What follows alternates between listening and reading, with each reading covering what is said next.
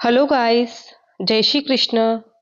मैं हूं आपकी एजुकेटर माया किची और मैं लेके आई हूं आपके लिए BSc first year cell biology का एक बहुत ही important topic cilia and flagella. चलिए आज की क्लास स्टार्ट करते हैं। सीलिया एंड फ्लैजिला। सीलिया और फ्लैजिला जंतुओं के गमनांक के रूप में काम करती है, मतलब ये लोकोमोटरी ऑर्गन के रूप में पाए जाते हैं। इनके द्वारा छोटे जंतुओं में गति संपन्न होती है, वो एक स्थान से दूसरे स्थान पर मूव कर पाते हैं। सीलिया संख्या में बहुत ज्यादा होते हैं और लंबाई में छोटे होते हैं। वहीं हम फ्लैजिला की बात करें, फ्लैजिला लंबाई में लंबे होते हैं और संख्या में ये बहुत सीलिया से बहुत कम होते हैं।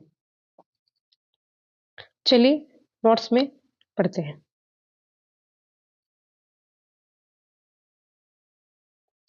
अगर हम बात करें कि इस जो सीलिया और फ्लैजिला है इनका विकास कहाँ से होता है, तो इनका विकास कोशिका द्रव्य में जो बेसल ग्रेन्यूल्स पाई जाती है उनसे ये विकसित होते हैं।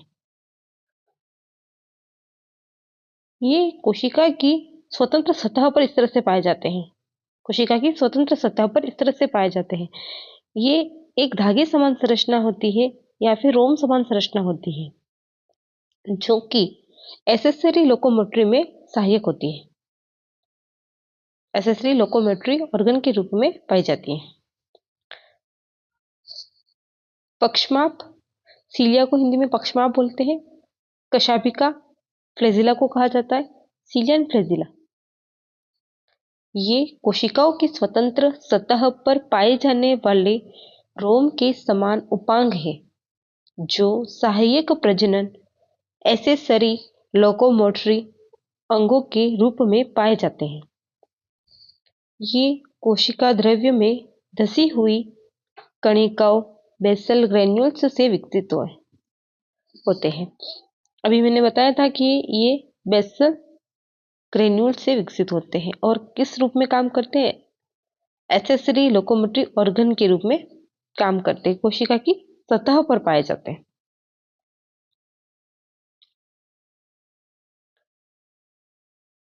अगर हम सीलिया और फ्लैजिला की संरचना की बात करें तो देखते हैं कि किस तरह की इसमें संरचना देखने को मिलती है। तो इसमें 9+2 का अरेंजमेंट देखने को मिलता है। कैसा अरेंजमेंट देखने को मिला है? 9+2 का, जिसमें से 9 जो होते हैं परिधीय होते हैं। ये देखो 9 के 9 क्या है? परिधीय, जिनको पेरिफेरल डबलेट फाइब्रिल कहते हैं। और 2 सेंटर में सिंगलेट होते हैं। सिंगलेट फाइब्रिल्स पाए जाते हैं। सेंट्रल सिंगलेट फाइब्रिल्स पाए जाते हैं। अगर हम बात करते हैं कि ये जो 9 परिधीय डबलेट जो है वो कैसे बने होते हैं, तो वो प्रोटोफिलामेंट से बने होते हैं। ये ए और ये बी। इस ए में टोटल कितने 13 फिलामेंट्स होते हैं और बी के अंदर 11 होते हैं। 2 इसके अंदर कॉमन देखने को मिलते हैं। डबलेट के फॉर्म में 13 फिलामेंट मिलकर एक नलिकाकार संरचना बनाती है और उस पे आधा जुड़ा हुआ बी नलिका पाई जाती है। इस तरह से डबलेट बनता है, ए सिंगलेट और इसके साथ में डबल, इसलिए ये दोनों जुड़ के बनते हैं। पर केंद्रीय जो होता है उसके अंदर दोनों अलग अलग होते हैं, एक दूसरे से जुड़े हुए नहीं होते हैं। इससे 9 जो होते हैं वो परिधि की तरफ पाए जाते हैं और 2 जो होते हैं सेंटर में पाए जाते हैं। इसमें कुछ आर्म्स लगी होती है, एक होती है आउटर साइड आर्म्स और एक होती है इनर साइड आर्म। ये जो है वो आउटर साइड है और ये जो है वो इनर साइड आर्म्स होती है। ये जो ए होता है, जैसे कि ये और ये बी है, ये ए है और ये बी है, फिर इधर बी है और यहाँ पर ए है, तो ये ए और बी एक दूसरे से जुड़े रहते हैं और उससे जुड़ी हुई संरचना को कहते हैं लिंकर। किससे जुड़े रहते हैं? लिंकर के द्वारा दोनों जुड़े रहते हैं। जैसे यहाँ पे दिखाया गया है, ए जो फाइब्रिल है वो बी से जुड़ा हुआ है। जहां पर सेंट्रल सिंगलेट पाए जाते हैं उसको सेंट्रल शीथ के नाम से जाना जाता है और ये जो नोई फाइब्रिल होते हैं वो सेंट्रल शीथ से स्पोक से जुड़े हुए होते हैं। फेजिला शीट में ये मैट्रिक्स भरा होता है, ट्रांजिशन जंक्शन देखने को मिलते हैं। इस तरह से हमें संरचना देखने को मिलती है। चलिए नोट्स में पढ़ते हैं। पक्षमाप सीलिया एवं फ्लैजिला की अनुप्रस्थ काट से स्पष्ट होता है कि इसके मैट्रिक्स में अनुदैर्घ्य रूप में व्यवस्थित 11 तंतुक फाइब्रिल्स पाए जाते हैं। कितने? 11, जो एक इकाई झिल्ली से घिरे रहते हैं। 9 तो पेरिफेरल है और 2 कैसे है? सेंट्रल है। ऐसे मिलके कितने हो जाएंगे? 11 फाइब्रिल्स देखने को मिलेंगे। इनमें से 9 तंतुक परिधि पर तथा 2 तंतुक मध्य में अक्ष में स्थित होते हैं। परिधि पर स्थित तंतुक 2 उपतंतुओं या द्विक डबलेट का बना होता है। जो परिधि पर होते हैं वो डबलेट होते हैं, ए और बी उसमें पाई जाती है इकाई, और जो सेंट्रल होते हैं वो कैसे होते हैं? सिंगलेट होते हैं। प्रत्येक डबलेट या द्विक में 2 दक्षिणावर्त क्लॉकवाइज व्यवस्थित भुजाएं पाई जाती है, जो डाइनिन नामक प्रोटीन की बनी होती है। हमने भुजाएं देखी थी, 2 पाई जाती है।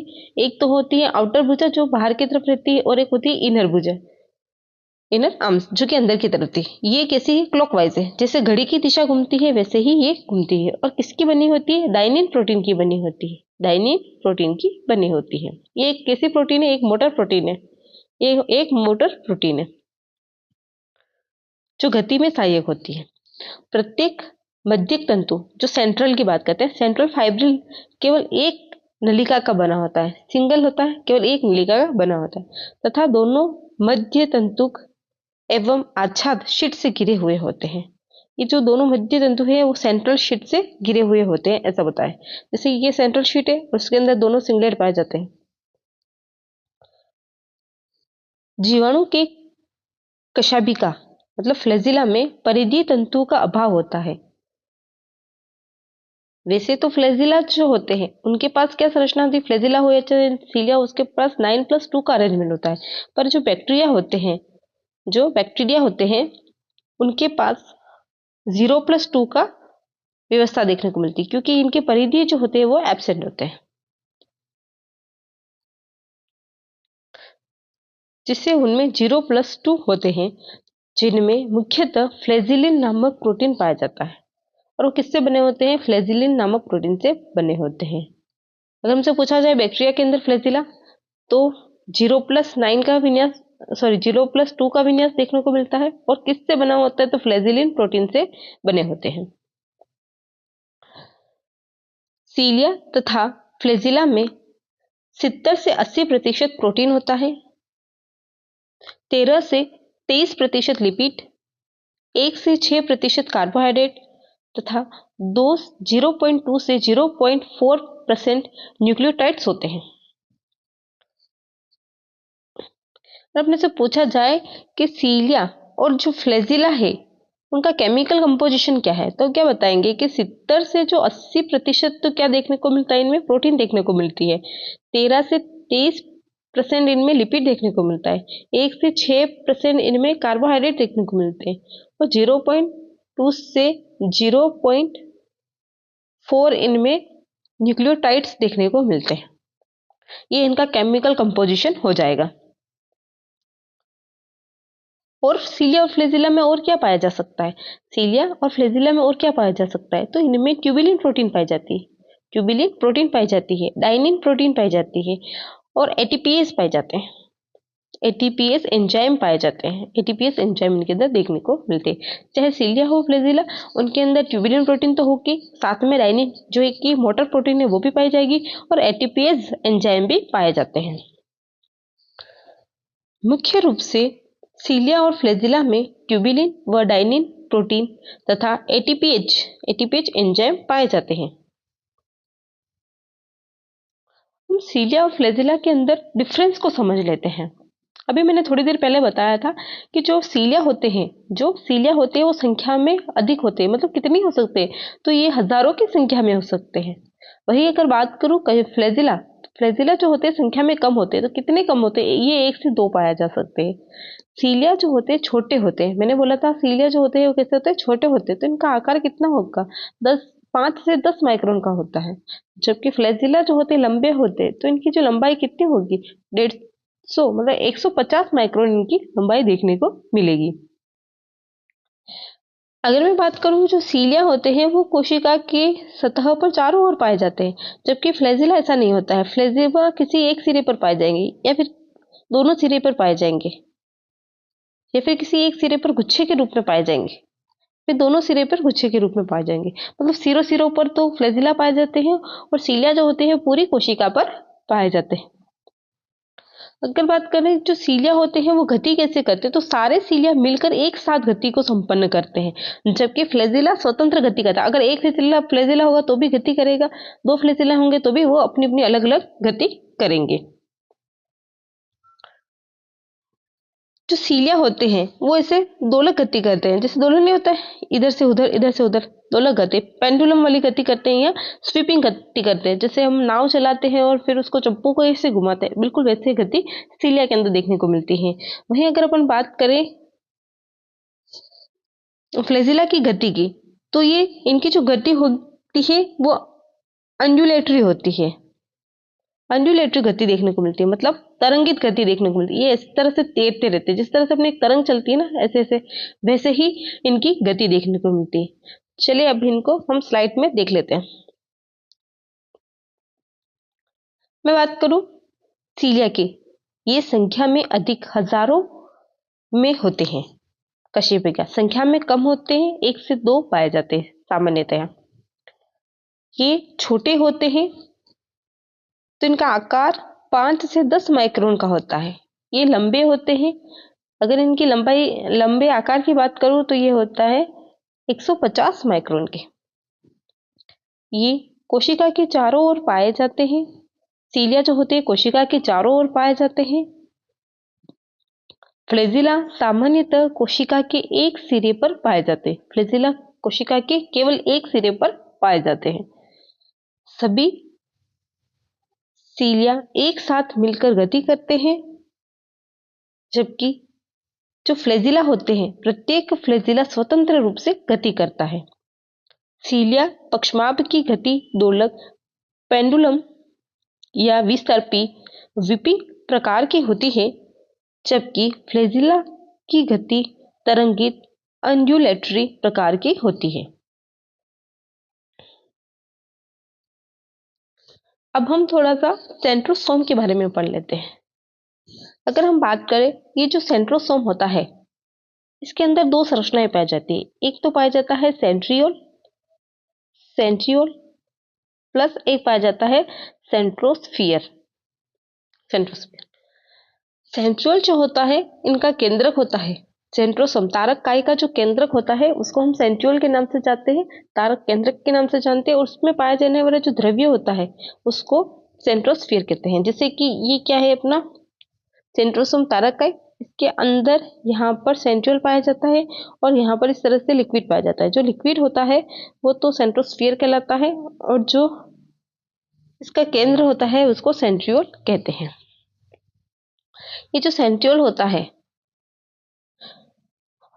वो कोशिका विभाजन में सहायक होता है, मतलब सेल डिवीजन में हेल्प करता है। सेंट्रियोल्स जो होते हैं कोशिका विभाजन के टाइम पर दो द्विगुणन करके डुप्लीकेशन करके दो सेंट्रियोल में बदल जाते हैं, और वो दोनों विपरीत पोलों की ओर जाके बैठ जाते हैं। फिर तर्कतंतु का निर्माण करते हैं स्पिंडल फाइबर का, जिससे कि क्रोमोसोम जो होते हैं उनको सेपरेट करने में हेल्प करते हैं। चलिए हम इसको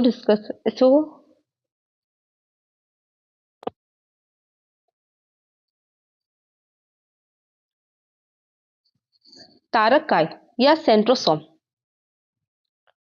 अगर मैं बात करूं कि तारक काई और सेंट्रोसोम कहाँ कहाँ पाए जाते हैं, तो जितने भी एनिमल सेल्स है उनके अंदर तो ये प्रेजेंट होंगे, पर प्लांट के अंदर एब्सेंट होते हैं। प्लांट सेल के अंदर एब्सेंट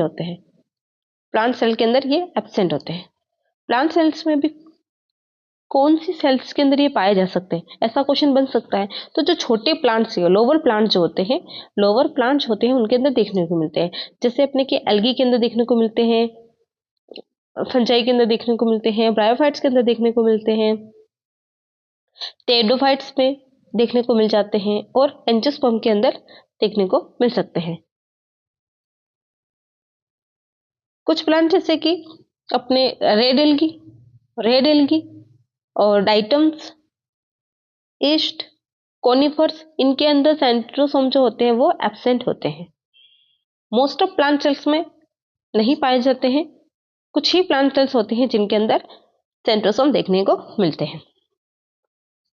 चलिए हम पढ़ लेते हैं। ये लगभग सभी जंतु कोशिका तथा निम्न वर्ग के जो लोअर प्लांट्स होते हैं ना, उन्हीं में के पादपों जैसे शैवाल, कवक, ब्रायोफाइट्स, फर्न, अनावर्तबीजी आदि में पाए जाते हैं। लेकिन लाल शैवाल, रेड एल्गी, डाइटम्स, इष्ट तथा शंकु वृक्ष कोनिफर्स में सेंट्रोसोम अनुपस्थित होते हैं। अगर हम इनकी संरचना की बात करते हैं तो इनकी जो संरचना होती है वो एक बैलगाड़ी के पहिए की जैसी होती है। कार्ट व्हील स्ट्रक्चर भी इसको कह सकते हैं, क्योंकि इसके अंदर क्या होता है, जैसे बैलगाड़ी के पहिए के बीच में एक स्पोक्स लगा होता है, बीचों बीच एक स्पोक होता है ना गोल, जिसे कि वो उससे ये 9 स्पोक इस तरह से लगे होते हैं जैसे बैलगाड़ी में उस तरह से पहिए के अंदर जिस तरह से वो डंडे लगे होते हैं वैसे ही ये 9 स्पोक लगे होते हैं। और इसका जो हब होता है बिल्कुल वो बीच में जो घेरा होता है उसके जैसा होता है, इसलिए इसको हम कार्ट व्हील स्ट्रक्चर भी कह सकते हैं। अगर मैं इसकी संरचना की बात करूं कि इसके अंदर किस तरह का अरेंजमेंट देखने को मिलता है, तो इसके अंदर 9+0 का अरेंजमेंट देखने को मिलता है। मतलब कि इनके परिधि पर तो 9 फाइब्रिल्स देखने को मिलते हैं, जो कि कैसे होते हैं, ट्रिपलेट होते हैं, जो 3 प्रोटोफिलामेंट से मिलके बने होते हैं। ट्रिपलेट फाइब्रिल होते हैं। और इनकी बात करें जिसमें से ए सी के साथ बॉन्ड बनाता है, इसलिए उसको सी ए कनेक्टिव के नाम से जानते हैं। प्रत्येक ट्रिपलेट के बाहर की तरफ, आउटसाइड, जहां पर इसका सेंट्रोस्फियर पाया जाता है, उस जगह पर मेसल्स और पेरिसेंट्रियल सैटेलाइट्स पाए जाते हैं। ऐसे कुछ संरचना पाई जाती है, उस संरचना को हम क्या कहते हैं, मेसोल पेरिसेंट्रियल सैटेलाइट। इसका सेंट्रल रोड या जो हब होता है और ये जो 9 स्पोक्स है ये मिलकर कार्ट व्हील स्ट्रक्चर बनाते हैं, मतलब बैलगाड़ी के पहिए के समान संरचना बनाते हैं। प्रत्येक जो 9 स्पोक होते हैं वो वापिस से ए नामक ट्रिपलेट से जुड़े रहते हैं और इस तरह से इनके अंदर संरचना दिखने को मिलती है। तो सिंपल सी बात है कि जो सेंट्रोसोम होते हैं उनमें 9+0 का अरेंजमेंट देखने को मिलता है। इनकी संरचना बैलगाड़ी के पहिए की जैसी है, क्योंकि इसमें एक सेंट्रल रोड होता है और 9 क्या होती है, स्पोक्स होती है। 9 स्पोक जो होते हैं वो ट्रिपलेट से जुड़े होते हैं, ट्रिपल फाइब्रिल से, जैसे ये 1, 2, ये 3, ये 4, ये 5, 6, 7, 8 और 9। इनके बाहर पर मेशल पाए जाते हैं। एक उत्तक समान संरचना होती है, इनकम्प्लीट उत्तक के समान संरचना होती है जिनको मेशल्स कहते हैं, वो संरचना पाई जाती है। ए ट्रिपलेट का ए जो इकाई होती है वो सी से जुड़ी होती है और इसका जो कनेक्शन होता है उसको हम सी ए कनेक्टिव के नाम से जानते हैं, सी ए कनेक्टिव के नाम से जानते हैं। इस तरह से हमें सेंट्रोसोम की संरचना देखने को मिलती है या फिर तारक काय की संरचना देखने को मिलती है। चलिए अब इसकी संरचना के बारे में नोट्स में पढ़ लेते हैं। अगर मैं बात करूं कि जो सेंट्रोसोम है इसकी खोज किसने की थी, तो इसकी डिस्कवरी 1888 के अंदर टी बोवेरी नामक वैज्ञानिक ने की थी। मोस्ट इंपोर्टेंट है, ये क्वेश्चन कई बार पूछा जा चुका है कि सेंट्रोसोम की खोज किसने की थी। टी बोवेरी ने की थी, 1888 के अंदर की थी। अगर हमें सेंट्रोसोम का देखना है कि वो कैसे है, उसका अध्ययन करना है, सेंट्रोसोम का अध्ययन करना है, तो हमें सेल डिवीजन की इंटरफेस के अंदर देखने को मिलेंगे। इंटरफेस जो होती है उसके अंदर अच्छे से हम उसका अध्ययन कर सकते हैं।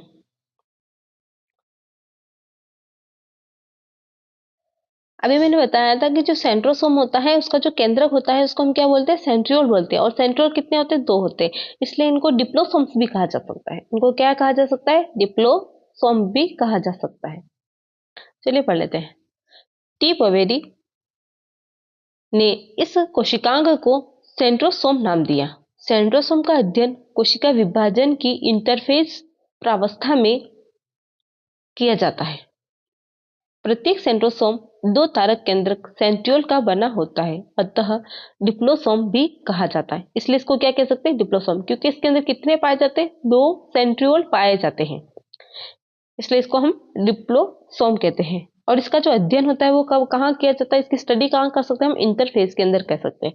अगर हमसे पूछा जाए कि इसकी डिस्कवरी किसने की थी तो हम बता देंगे टी बोवेरी ने की थी 1888 के अंदर।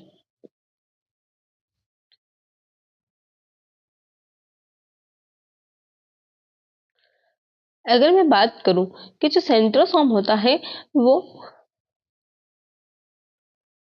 विदाउट मेम्ब्रेन का होता है, विदाउट मेम्ब्रेन ऑर्गेनेलिस के अंदर आता है। इसके अंदर कोई मेम्ब्रेन नहीं पाई जाती है। जैसे कि अपना राइबोसोम होता है, राइबोसोम भी कैसा होता है, विदाउट मेम्ब्रेन ऑर्गेनेल होता है। वैसे ही सेंट्रोसोम जो होता है उसके अंदर ऊपर भी कोई झिल्ली नहीं पाई जाती है। इसके जो दोनों सेंट्रियोल होते हैं वो 90 डिग्री के एंगल पर पाए जाते हैं, 90 डिग्री के एंगल पर रहते हैं, 90 डिग्री के एंगल पर पाए जाते हैं।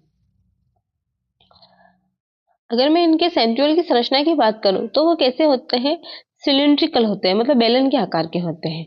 और अगर बेलन के आकार के होते हैं तो उनका व्यास कितना होता है, उनका डायमीटर जो होता है वो होता है 0.15 से 0.25 माइक्रो।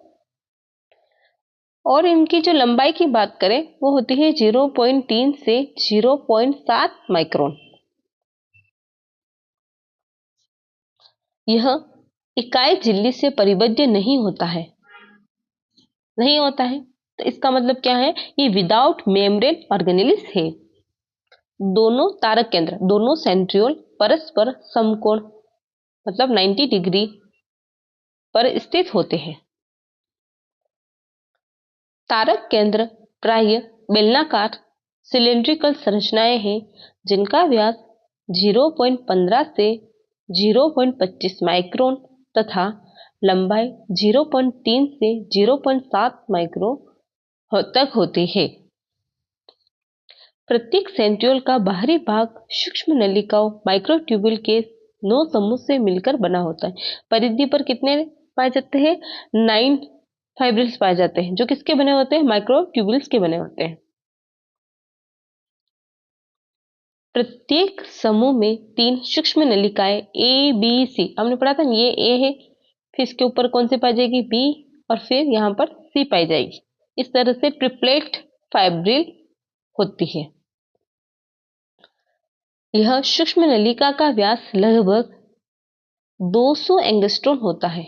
जैसे ये ए है ना, इसका जो व्यास पूछा जाए तो कितना हो जाएगा, 200 एंगस्ट्रॉम हो जाएगा। फिर बी का व्यास पूछा जाएगा तो भी 200 एंगस्ट्रॉम, सी का भी पूछा जाए तो भी 200 एंगस्ट्रॉम होता है। मतलब सबका जो इन सूक्ष्म नलिकाओं का जो व्यास होता है वो कितना होता है, 200 एंगस्ट्रॉम होता है। एकत्रित समूह की प्रथम सूक्ष्म नलिका दूसरे समूह की तीसरी सूक्ष्म नलिका से लिंकर द्वारा जुड़ी होती है। मैंने बताया था कि ये ए, ये बी, और ये क्या है, सी है। ए बी और सी है। फिर यहाँ पर भी क्या होगा, ए बी और ये सी होगी। ये ये पहली, ये दूसरी और तीसरी, यहाँ पर पहली दूसरी और तीसरी। पहली जो होती है वो तीसरी से जुड़ी हुई होती है, किसके द्वारा, लिंकर के द्वारा, लिंकर के द्वारा जुड़ी होती है। इसी को हम क्या कहते हैं, सी ए कनेक्टिव्स भी कह सकते हैं। सेंट्रियोल तारक केंद्र के समीपस्थ प्रॉक्सिमल सिरे पर एक चक्रिक कार्टविल संरचना होती है। इसके केंद्र में एक केंद्रीय छड़ सेंट्रल रोड या हब होता है जिससे 9 स्पोक्स निकले रहते हैं। अगर हमसे हब का डायामीटर पूछा जाए, इस हब का डायामीटर पूछा जाए तो कितना होगा, 25 एंगस्ट्रॉम होता है। हब का व्यास 25 एंगस्ट्रॉन होता है। इंपॉर्टेंट है ना।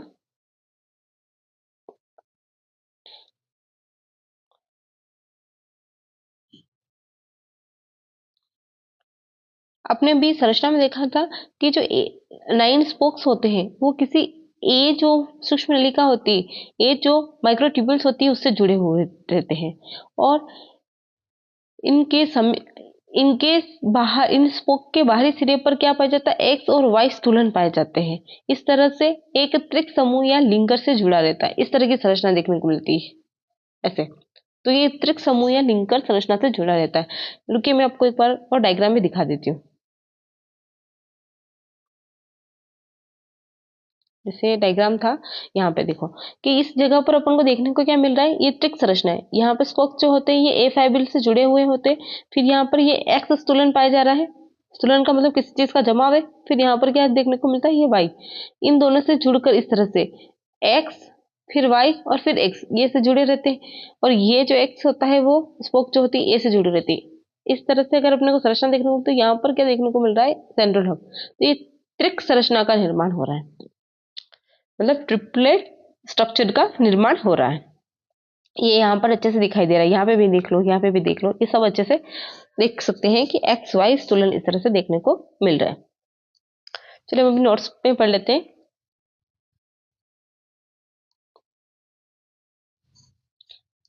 फिर हमने अभी बोला था कि जो सेंट्रोसोम होता है उसके अंदर उसका जो केंद्र होता है, और केंद्र के बाहर अच्छा एक लिक्विड भरा रहता है।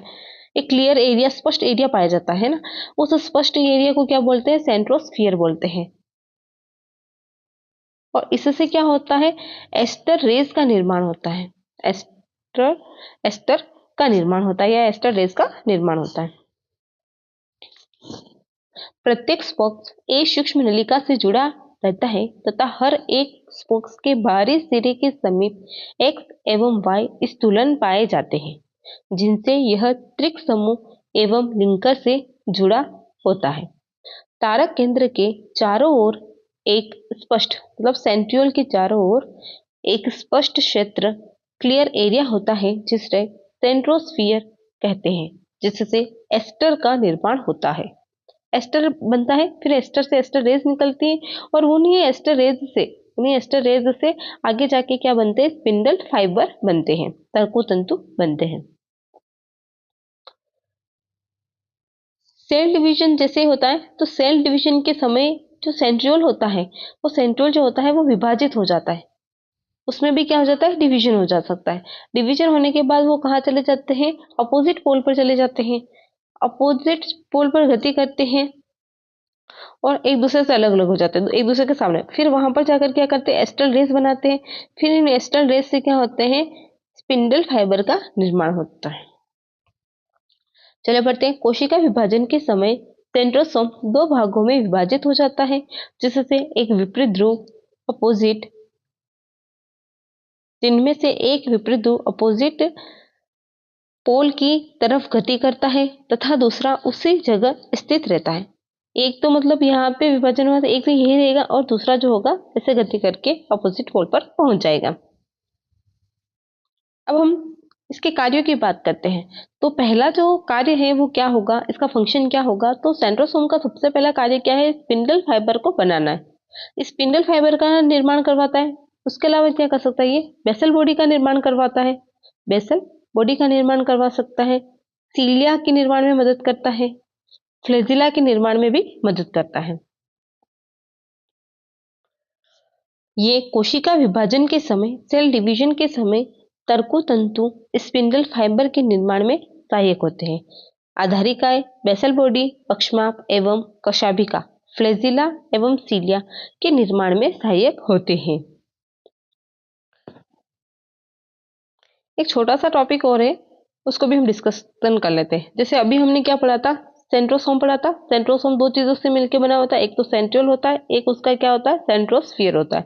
सेंट्रोस्फियर एक क्लियर एरिया होता है जो कि सेंट्रियोल के बाहर पाया जाता है। ये जो सेंट्रियोल होता है इसमें 9+0 का हमें अरेंजमेंट देखने को मिलता है। 9 जो होते हैं वो ट्रिपलेट होती है, ABC इसके अंदर देखने को मिलता है। ए जो होती है वो सी के साथ जुड़कर लिंकर के द्वारा जुड़ी होती है, जिसको सी ए कनेक्टिव्स बोलते हैं। इसके बीच में एक हब पाया जाता है जिससे 9 स्पोक्स निकले रहते हैं। ऐसा लगता है जैसे कि बैलगाड़ी का पहिया हो, ऐसी संरचना इनकी देखने को मिलती है। इसमें एक्स और वाई स्तूलन पाए जाते हैं, इसलिए इससे त्रिक का निर्माण होता है। ट्रिपलेट स्ट्रक्चर का निर्माण यहाँ पर देखने को मिलता है। ये अपने इसकी संरचना के बारे में बात की। टोटल ये जो सेंट्रोसोम जो होते हैं वो केवल एनिमल सेल्स के अंदर देखने को मिलती है और लोअर प्लांट्स के अंदर देखने को मिलते हैं। हायर प्लांट जो होते हैं उनके अंदर सेंट्रोसोम जो होते हैं वो एब्सेंट होते हैं।